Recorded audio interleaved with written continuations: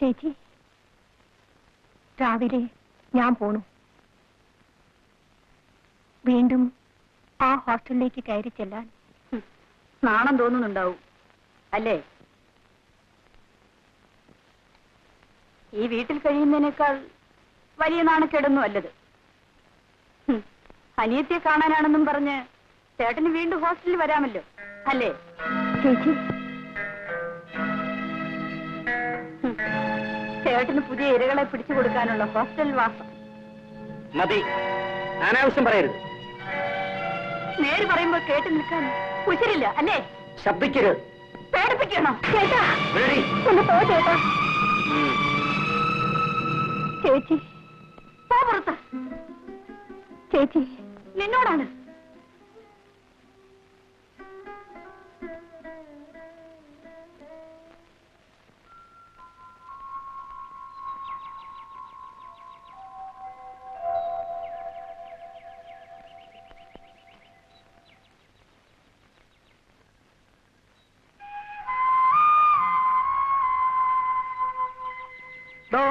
കുട്ടിയുടെ പെട്ടിയും കിടക്കൊക്കെ വെച്ചിട്ടുണ്ടോ? മോള് പോയച്ചോ. അച്ഛൻ രാത്രി ഫോൺ ചെയ്യാം.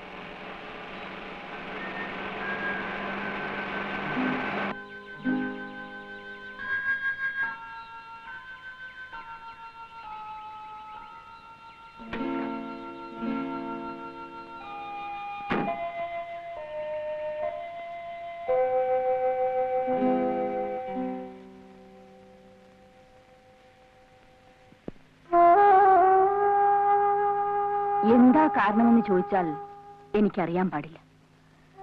ആ മനുഷ്യൻ ഈ വീട്ടിൽ നിന്ന് ആഹാരം കഴിച്ചിട്ട് എത്രയോ കൊല്ലങ്ങളായി. ഏത് ഹോട്ടലിൽ നിന്നാണ് ആഹാരം കൊണ്ടുവരുന്നെന്ന് അദ്ദേഹത്തിന് മാത്രമേ അറിയാവൂ. പിന്നെ ആ ഡ്രൈവർക്ക്. അയാൾക്ക് ഇവിടെ വെക്കുന്ന ചോറിൽ വിശ്വാസമില്ലേ? ഉണ്ടാവില്ല. ആരെങ്കിലും വിഷം കലർത്തുമെന്നാണോ? ആയിരിക്കാം. ആര്? എനിക്കറിയാൻ പാടില്ല. എന്നാൽ എനിക്കറിയാം. അയാൾ ഭയപ്പെടുന്നത് പ്രഭുവിനെയാണ്. നിങ്ങളും. നിങ്ങൾ രണ്ടാളും കൂടി ചേർന്നല്ലേ ആ മനുഷ്യനെ നശിപ്പിച്ചത്? അല്ല, നിങ്ങൾ അതിന് കൂട്ടുനിന്നു. ഇല്ല, ഞാനിതിനെ എതിർത്തിട്ടേ ഉള്ളൂ. പക്ഷേ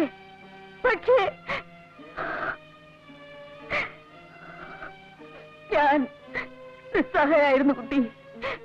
ഞാൻ മനസ്സിലായില്ല. ഭർത്താവ് മരിച്ചതോടുകൂടി എനിക്ക് ആരും ഇല്ലാതെയായി.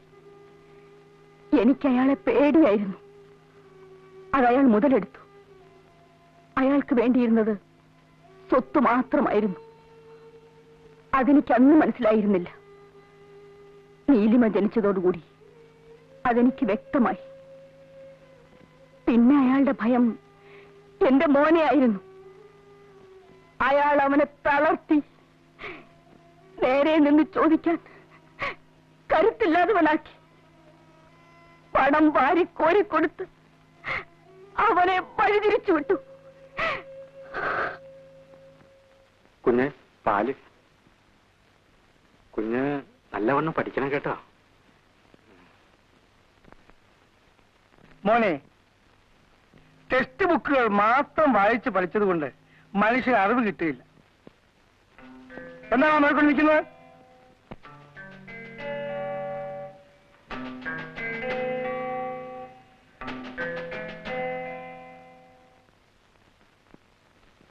അങ്ങനെ എന്താടാ?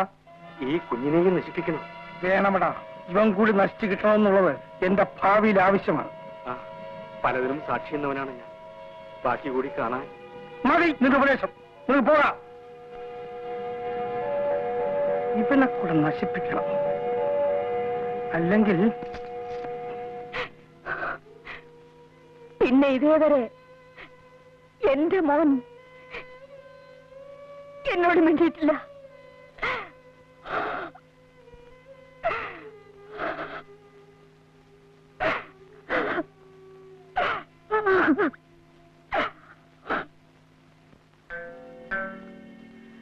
അന്നേ പിന്നെ ഇന്നേ തീയതി വരെ ടാക്സി ഇറക്കിയിട്ടില്ല. പിള്ളേരും കെട്ടിയോളും പട്ടിണിയും. നീ ധൈര്യമായി ടാക്സി ഇറക്കണം. അയ്യോ, പിടിച്ചാലോ? എല്ലാം പറഞ്ഞു കൊടുത്തേ കെട്ടണോ?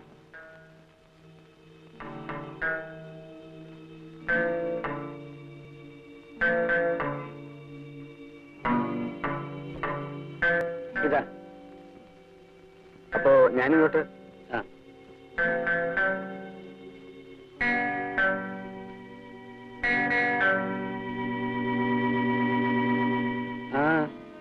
എന്താ? ഒന്നുമില്ല. എവിടെയൊക്കെയുള്ള വേശികള് അബോർഷൻ ചെയ്ത് മരിക്കുന്നു. എവിടെയൊക്കെയുള്ള ടാക്സി ഡ്രൈവർമാര് അതും പറഞ്ഞ് ബ്ലാക്ക്മെയിൽ ചെയ്ത് പണം ഉണ്ടാക്കുന്നു. ലോകത്തെ കിടുകിട വിറപ്പിക്കുന്ന എന്റെ ഭർത്താവ് ഒരു ടാക്സിക്കാരന്റെ മുൻപിൽ ആലില് പോലെ നിന്ന് വിറയ്ക്കുന്നു. എനിക്കിതൊക്കെ കാണും.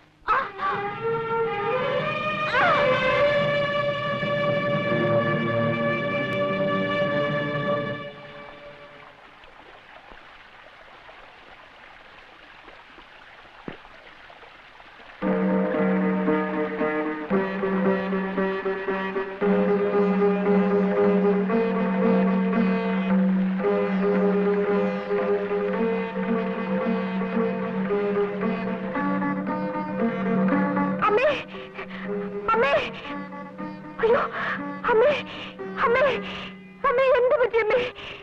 അമ്മേ, അയ്യോ, എന്ത് പറ്റി? എന്തോ ഒരു ശബ്ദം കേട്ട് ഞാൻ ഓടി വന്ന് നോക്കുമ്പോ അമ്മ ഈ കിടപ്പ. മിണ്ടാട്ടോ ഇല്ല, അനക്കോ ഇല്ല. അയ്യോ, അമ്മേ, അമ്മേ.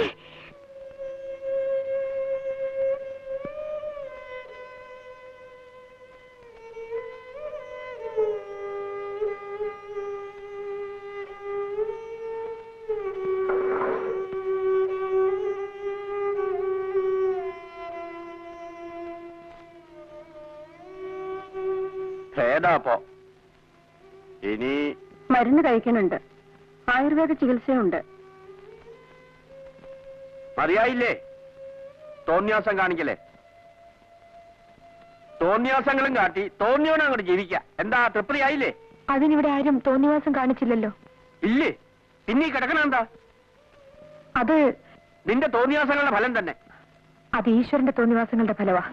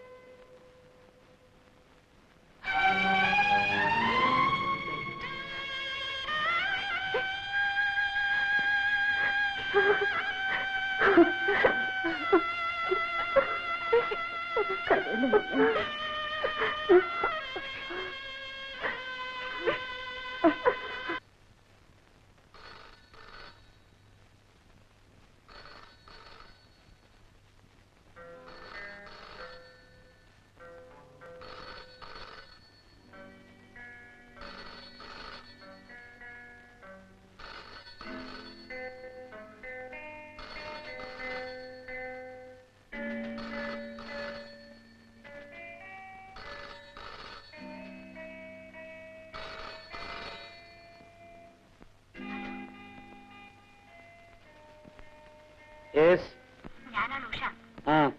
ഇന്ന് വരാമെന്ന് പറഞ്ഞിട്ട് വരാം. ഇപ്പൊ തന്നെ വരാം.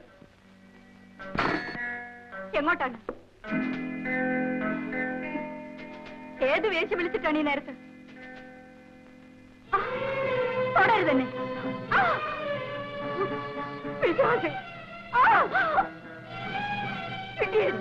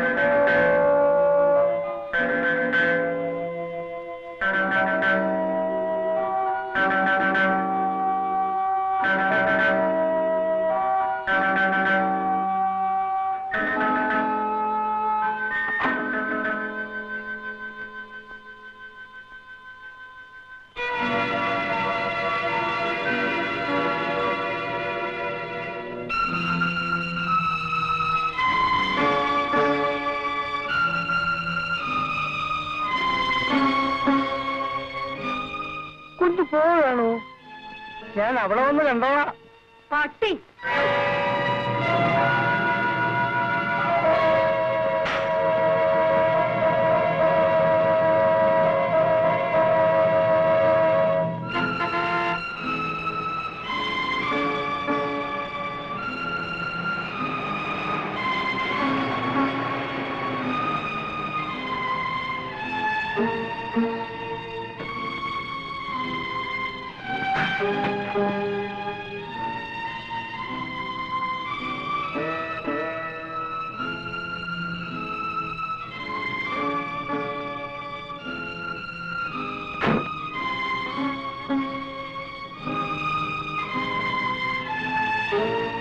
ചേച്ചി വന്നിട്ടുണ്ട്.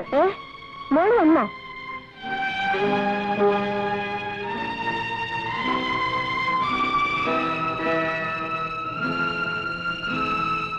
അല്ല, നീ വരുന്നവരൊന്നും അറിയിച്ചില്ലല്ലോ മോളെ. പ്രഭു എവിടെ? എന്ത് പറ്റി മോളെ? പിണങ്ങിയിട്ടാണോ വന്നത്? പറയൂ. അമ്മ ചോദിച്ചത് കേട്ടില്ലേ? പിണങ്ങി പോന്നതാണോ? അല്ല, രക്ഷപ്പെട്ടതാണ്. എന്ത് തോന്നിയാസമാണ് നീ കാണിച്ചത്? കെട്ടിയവന്റെ വീട്ടിൽ പണിയാൽ ഈ വീട്ടിൽ സ്ഥാനമുണ്ടാകുമെന്ന് നീ കരുതുന്നുണ്ടോ? നിന്നെ ഞാൻ... ഇഷ്ടമായില്ലെങ്കിൽ പറഞ്ഞോളൂ, ഞാൻ പൊയ്ക്കൊള്ളാം. കിടന്നുറങ്ങാൻ എനിക്ക് കടത്തിണ്ണുകളുണ്ട്.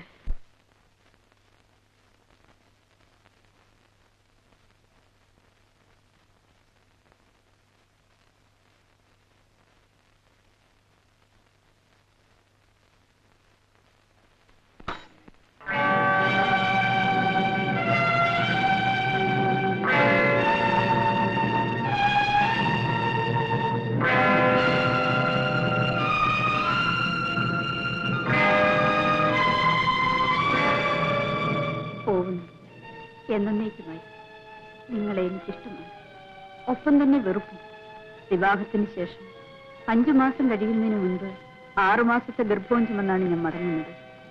അതുകൊണ്ട് ദയവായി എന്റെ കുഞ്ഞിന്റെ അച്ഛൻ ചമഞ്ഞ് വീട്ടിലേക്ക് വന്നു കയറരുത്. ഞങ്ങളുടെ വീട്ടിലെ വേലക്കാരൻ അത് കണ്ട് ചിരിക്കുന്നു വരും.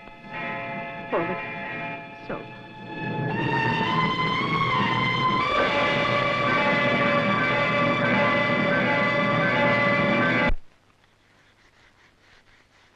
എന്താ അമ്പിക? ശോഭ തന്നയച്ചതാണോ? അതെ. കല്യാണി ഒന്ന് ഇവിടം വരെ വരണം. എനിക്ക് നിന്നോട് ഒരുപാട് കാര്യങ്ങൾ പറയാനുണ്ട്. അവളോട് പറഞ്ഞേക്ക് വരാൻ മനസ്സില്ലെന്ന് പറഞ്ഞു. ഭർത്താവിന്റെ പൊങ്ങച്ചം കേൾപ്പിക്കാൻ വേറെ ആളെ നോക്കാൻ പറയും. എന്താ കുഞ്ഞെ? വലിയ മഹാറാണിയൊന്നും അല്ലല്ലോ, ഇങ്ങോട്ട് എഴുന്നല്ലാമല്ലോ.